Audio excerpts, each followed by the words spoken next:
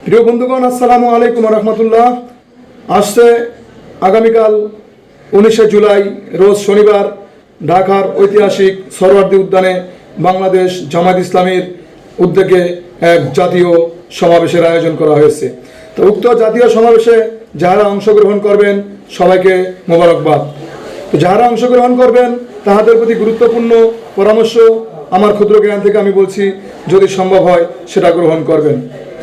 উক্ত সমাবেশে যারা অংশগ্রহণ করবেন আপনারা আপনাদের নিজ নিজ দায়িত্বে প্রাথমিক অবস্থায় বাসা থেকে খাবার খেয়ে নেবেন। তারপরে আপনি যখন রওনা করবেন আপনার সাথে জরুরি গুরুত্বপূর্ণ কী জিনিস নেবেন।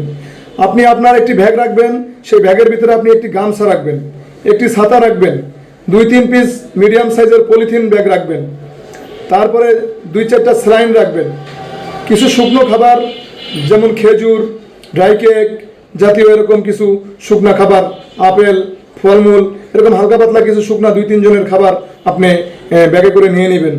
সুবিধা হবে কি যে আপনার এই সমাবেশে যেই সময়টা পার করবেন এই সময়ের ভিতরে আপনি ক্লান্ত হয়ে যেতে পারেন। সামান্য কিছু খাবার সাথে থাকলে আপনি খেয়ে নেবেন, আর 2-1 পিস বেশি এই জন্য নেবেন যেহেতু আপনার পাশে এরকম কিছু ভাই থাকবে যারা আনতে পারবে না, তাদেরকেও আপনি হেল্প করতে পারবেন।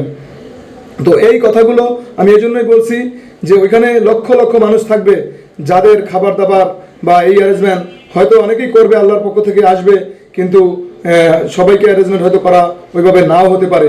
তাই আমরা যেহেতু আল্লাহর দিনের কাজে সবাই যাব, আপনারা সবাই আল্লাহর দিনের কাজে আসবেন, তো এই কাজটি যদি আমরা সবাই করতে পারি তাহলে অন্য কারো কষ্ট হবে না, সংগঠনের জন্য কষ্ট হবে না এবং সমাবেশটা সুস্থ পরিবেশে থাকবে। কিছু ওরসালাইন থাকলে ক্লান্ত দূর হয়ে যাবে, অথবা পাশে যদি কোনো একটা ভাই যদি হঠাৎ করে অসুস্থ হয়ে যায় তাকে একটি স্যালাইন খাওয়ানো যাবে। 2-1টি প্যারাসিটামল নিয়ে আসলে, এরকম হতে পারে হঠাৎ করে মাথা ব্যথা বা জ্বর হতে পারে, সেই সময় একটি প্যারাসিটামল নিজেও খেতে পারেন। আপনার পাশের কেউ অসুস্থ হয়ে গেলে তাকে আপনি একটি প্যারাসিটামল দিয়ে উপকার করতে পারেন। তো এই প্রাথমিক কিছু জিনিস যদি সাথে করে নিয়ে আসা হয় আশা করি সবার জন্য কল্যাণ হবে। ভিডিওটি যারা দেখেছেন ভিডিওটি শেয়ার করে দিবেন যাতে অন্য একজন উপকৃত হয়। আসসালামু আলাইকুম রহমতুল্লাহি তাআলা ওয়া বারাকাতুহু।